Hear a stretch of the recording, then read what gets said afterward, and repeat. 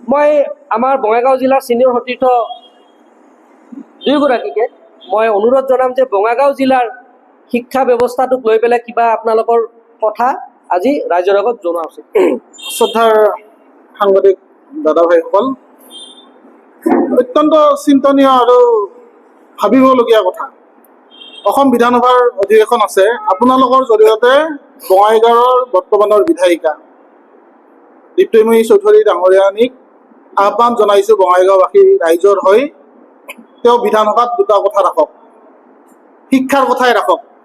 আমি দীৰ্ঘদিনৰ পৰা আন্দোলন কৰি আহিছোঁ। বঙাইগাঁও জিলা পুথিভঁৰালটো একেবাৰে শেষ হোৱাৰ পথত। তাতে শেলুৱৈ মাকতি ধূলি মাকতিৰে পৰিপূৰ্ণ হৈ আছে।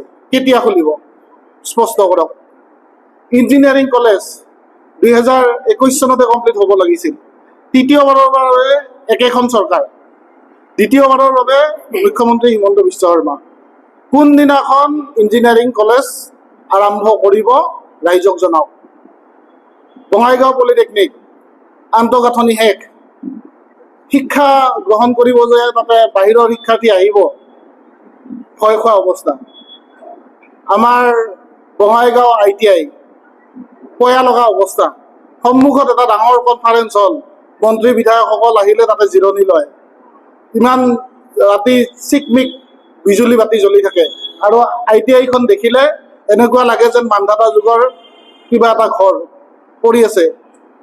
সেইটো কেতিয়া ভাল কৰি তুলিব স্পষ্ট কৰক। আৰু আটাইতকৈ চিন্তনীয় আৰু ডাঙৰ কথা, আমি দীৰ্ঘদিন আন্দোলন, বঙাইগাঁওবাসী ৰাইজৰ আহ্বানত চৰকাৰ নতহিৰ হৈ বঙাইগাঁও ইউনিভাৰ্চিটি ঘোষণা কৰিব বাধ্য হ'ল। কিন্তু আন্তঃগাঁথনিৰ নামত একেবাৰে নীল, অলপো একো কাম হোৱা নাই। ইউনিভাৰ্চিটি এখনৰ কাৰণে যিমানখিনি মাটিকালিৰ দৰকাৰ তাতে পৰ্যাপ্ত পৰিমাণৰ নাই। তাৰে বাকী মাটিকালিখিনি ক'ত সংযোজিত হ'ব, তাত শিক্ষা গ্ৰহণ কৰাৰ বাবে ক'ত হোষ্টেল হ'ব, ক'ত ক্লাছৰুম হ'ব, চৰকাৰৰ একো নাই।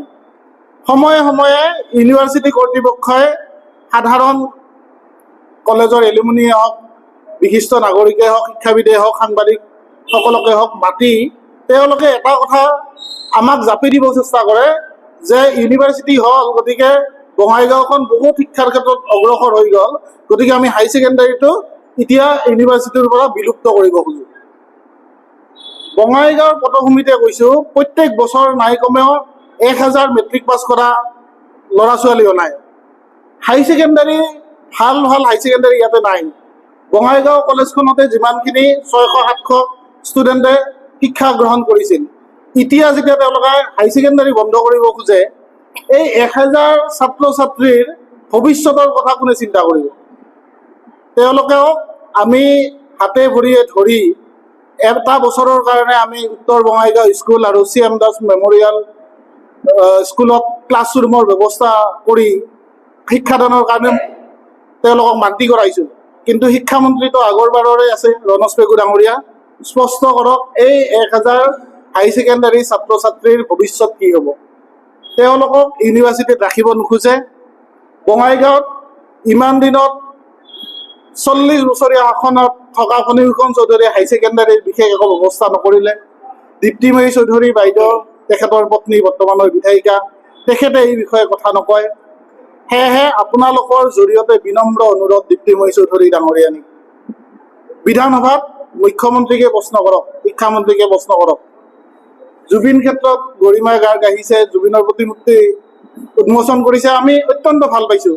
তাৰ লগতে লাগি থকা ইঞ্জিনিয়াৰিং কলেজখনৰ যদি গৰিমা শইকীয়াক দেখুৱালেহেঁতেন, জুবিনদাৰো আশা আছিলে যে বঙাইগাঁৱৰ ইঞ্জিনিয়াৰিং কলেজখন অতি শীঘ্ৰে আৰম্ভ হওক। গতিকে এই ধৰণৰ শিক্ষাৰ ক্ষেত্ৰত বঙাইগাঁৱত যে দীৰ্ঘদিনীয়া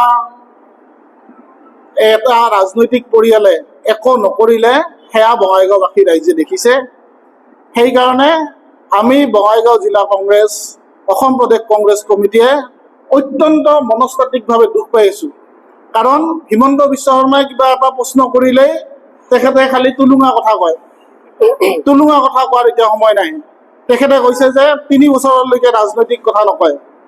আমিও তেওঁৰ লগত ৰাজনৈতিক হেতালি খেলি থাকিব খোজা নাই, কিন্তু আমাৰ স্পষ্ট কথা, বঙাইগাঁৱত চৰকাৰী শিক্ষানুষ্ঠানসমূহ বন্ধ হ'ব নোৱাৰিব আৰু ব্যক্তিগত শিক্ষানুষ্ঠানৰ ওপৰত তেওঁলোকৰ যি আশীৰ্বাদ, সেয়া আশীৰ্বাদ আমি অনতি বিলম্বে তেওঁলোকক প্ৰত্যাহাৰ কৰিবলৈ দাবী জনাইছোঁ আৰু চৰকাৰী স্কুলসমূহক, চৰকাৰী মহাবিদ্যালয়সমূহক, চৰকাৰী বিশ্ববিদ্যালয়ক কাৰ্যক্ষম কৰাৰ বাবে চৰকাৰক আমি শেষবাৰৰ বাবে অনুৰোধ জনাইছোঁ আৰু পৰৱৰ্তী পৰ্যায়ত এইখিনি দাবী তেওঁলোকে মানি নল'লে NSUI যুৱ কংগ্ৰেছে আমি ৰাজপথত নামিবলৈ বাধ্য হ'ম। গিৰিশ দাই কিবা ক'ব খুজিছে? নাই, বিশেষ একো নাই, গোটেইখিনি কথা কৈছে। তথাপি আপোনালোকৰ যদি কিবা থাকে থাকিব আৰু আমাৰ এটা থাকিব অনুৰোধ মানে চৰকাৰলৈ, এই যে যিবিলাক চৰকাৰী বিদ্যালয় বন্ধ হোৱা বিদ্যালয়বিলাক কিন্তু গেলি পচি কৰি আছে। তাত কোনো সংৰক্ষণৰ ব্যৱস্থা নাই, কোনো নাই। ডেস্ক বেঞ্চ নষ্ট হৈছে,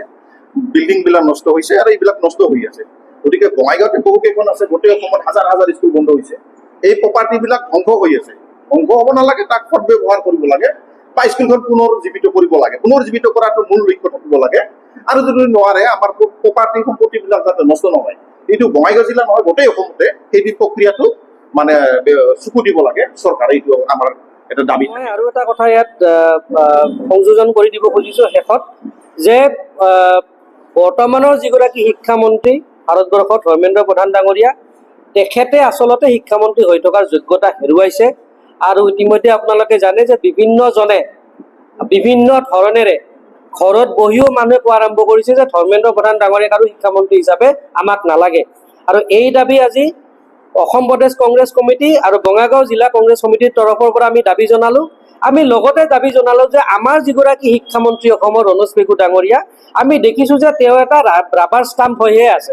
গতিকে তেখেতে নিজকে ৰাবাৰ ষ্টাম্প নকৰি পেলাই সঁচাকৈ শিক্ষামন্ত্ৰী তেখেতে হয়নে নহয় তাৰ প্ৰমাণ দিয়ক।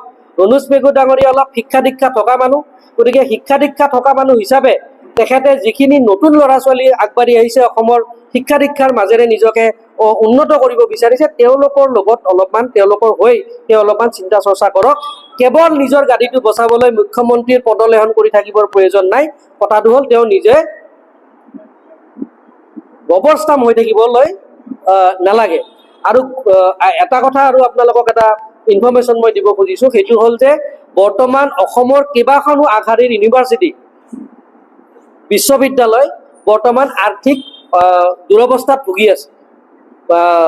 বিভিন্ন সংবাদ মাধ্যমত আহিছে যে গুৱাহাটী ইউনিভাৰ্চিটিটো বহুত দুৰৱস্থা, বহুত টকা পইচা তাত প্ৰয়োজন, অভাৱ অভিযোগ চলি আছে। কেৱল গুৱাহাটী ইউনিভাৰ্চিটিয়ে নহয়, অসমৰ প্ৰায় সকলো ইউনিভাৰ্চিটিতে এইটো এতিয়া সমস্যা। গতিকে ৰণোজ পেগু ডাঙৰীয়াক আমি এইটো অনুৰোধ জনাওঁ যে আপোনাৰ শিতানত যিবোৰ টকা আহে শিক্ষা বিভাগত, এই পইচাটো আপুনি শিক্ষাৰ নামতহে খৰচা কৰক।